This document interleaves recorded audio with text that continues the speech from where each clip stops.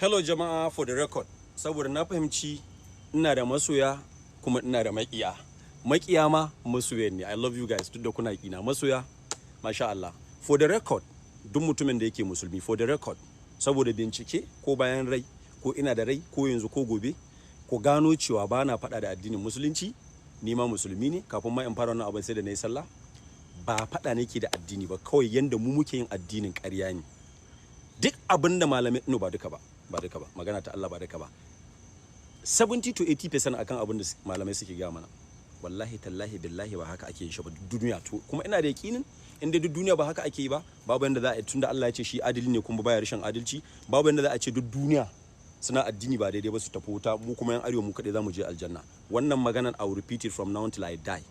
Saboda abin da zai zama common sense kenan.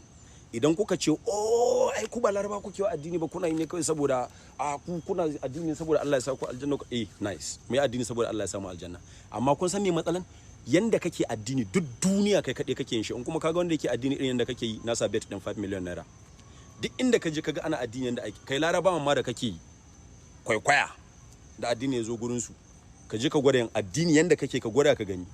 To kuma ina da yakini inda Muhammadu sallallahu alaihi wasallam daga cikin jinin laraba ya fito, Allah ina mai tabbatar maka babu yanda za a yi mutum yana sallah yana balarabi kuma bai ci zaluncin kowa ba.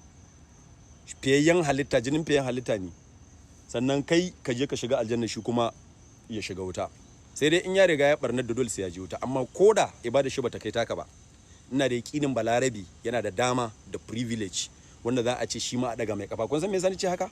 Kanan wasu za su ce oh jahili ne, naji na yarda jahili ne irin tunanin ka, ni na san ba jahili bane saboda na san na fika ilimi.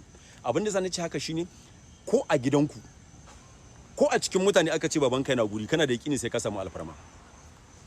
Ko a cikin guri an yi gadarin aka ce wannan ka san shi, ina da yakini sai ka samu alfarma. Sai dai ko in ba mai adalci bane, to shi kuma Allah adili ne kuma ya hana zalunci a tsakaninmu.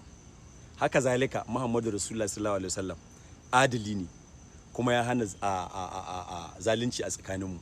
So yanzu kana son ka gaya mun cewa kai da kake wannan haukar da kake da sunan addini da ake ma ƙarya, ake dura ka akan keken bera, kullum ake muku ƙarya, magana kaɗan wuta zaka ji.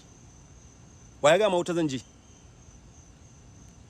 Littafin da kake karatu ba shi na karanta ba? Kawai ku zo kuna yaudaran bayan Allah. Ko mutum ya hau kujera, ya sa gizina, ya riƙe waya mai kyau, ya haɓa babban, yana da babban gida, yana da babban mota, sai ya ce maka me za ka yi da duniya? Uwarka zan yi da duniya.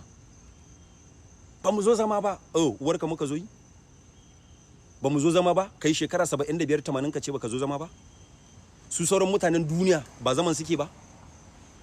An gaya musu an ce ba su zo zama ba? Ko kuma ku kaɗai za ku shiga aljanna?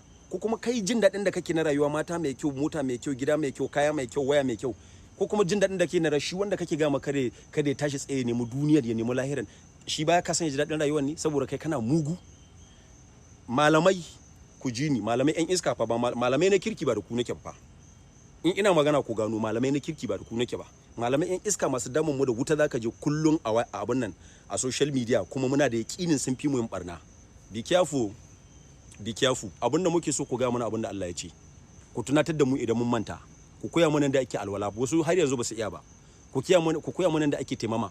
Kashi 80 cikin 100 na Hausawa ba su iya taimama ba. Ba su ma sanya ake yin ta ba. Ku koya musu. Ku gaya musu sauran littattafan da zai taimakon su yi ibada mai kyau. Amma kun ga wannan maganar ta cewa wai dan Allah ku dina. Wallahi in ba ku dina ba, kun ga wannan generation din namu na wannan zamanin, ba za mu yarda da wannan rishin kunyan ba fa. Ba za mu yarda da wannan rishin kunyan ba. Ba za mu yarda ba. Haka kuka zo kuka ci amanar mu wanda za mu muku Allah ya isa. Kuka ce mana ai Muslim ticket. Gashi nan Muslim ticket is worse than Muslim and Christian ticket. Kullum ana gaya muku yanda kuke hawa mambari, kuna amfani da ilimin addini, kuna faɗin rayuwa ta duniya. Jahilci kuke yi, dabbanci kuke yi. Ba haka ake yi ba. Ku bar mai yanayin rayuwa ya bada labarin rayuwa saboda shi ya san rayuwa. Ku ba mu labarin, ku muna na ce labari, ku ba mu ilimi na addini saboda shi kuka sani. To kun ce mai Muslim, mun yi Muslim, yanzu Muslim and Christian is better than Muslim. Me za ku gaya mana? Kun ja baki, kun yi shiru. Azzalumai kai, Allah ya isa tsakaninmu da ku wallahi. Sannan ba za mu ci gaba da wannan ba wallahi. Billahi allazi la ilaha illa huwa. Idan kuka ci gaba da mana wannan rishin ku, mun ci uwar ku wallahi. Waɗannan makareta malaman, irin wannan dandaban da yake kiran sunana, irin wannan dandaban wallahi uwar ku za mu fara ci. Very soon wallahi. Mu dinga cin uwar ku very soon. banza da kikare ba san abin da suke ba. Allah ya isa tsakaninmu da ku. Zaluntar da ku zan yi magana akan mutane kusan guda 4. Na farko sayyidina Bilal radiyallahu ta'ala anhu, sahabin manzon Allah sallallahu alaihi wasallam. Na biyu wannan dan Daudun. Na biyu wannan dan Daudun mai neman trending. Na uku wannan useless person din da Allah ya jarabe mu ya rugo mu shi a cikin al'ummar mu Hausawa. Sai na 4 wannan dan daban. Dan ni wannan ban dauke shi malami, wannan tantirin dan daba ne kuma tiktoker ne. Kun gane? Ni that is how I see him. TikToker ne, which is that's not wrong for you to be a TikToker, or let me say influential in general is fine.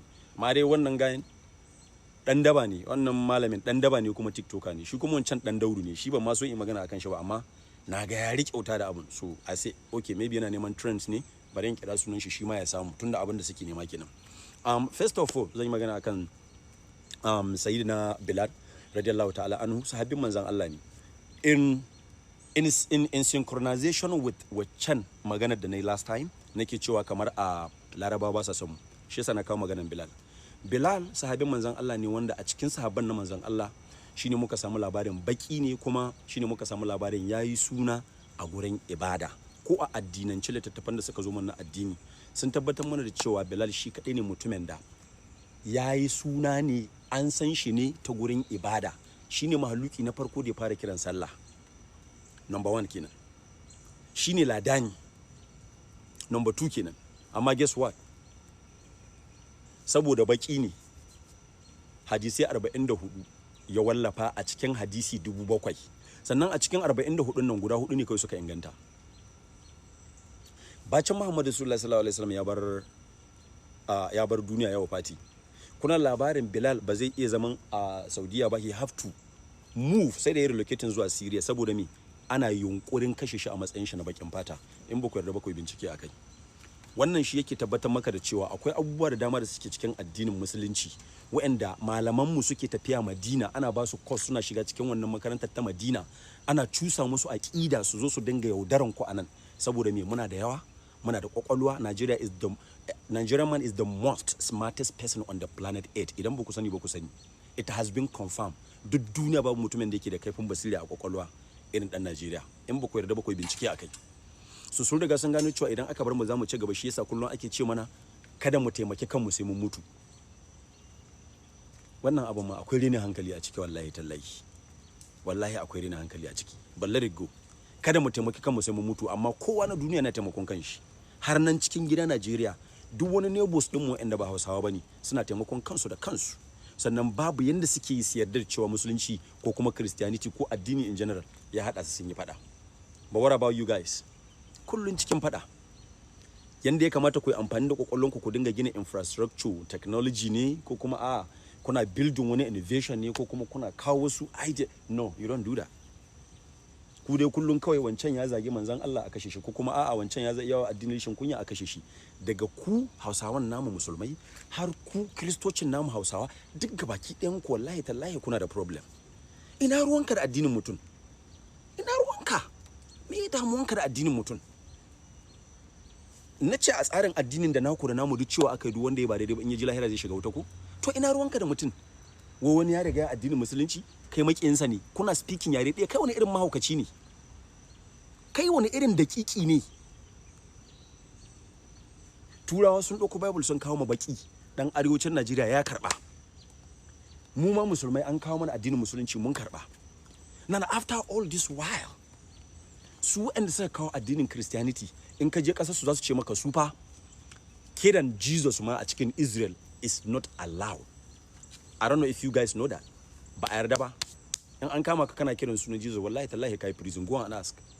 They have implemented, they have executed, how am I even going to say? They have implemented that order since last year, early last year, I think, or 2024 ended. Kun gane?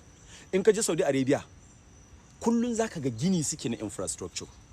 Kullun zaka ga rayuwa suke ta inganta. Ba a ce kada ibada ba, no. Kowa ya ibada, kowa ya abin da ya yarda da shi. Kowa ya abin da ya yarda da shi ba matsala bane. Duk wani abin da ka san kana ganin shi kake so ka bauta, ba wanda ya dame ka, ka je kai bautanka. Amma abin da nake so ku gano shine da ni.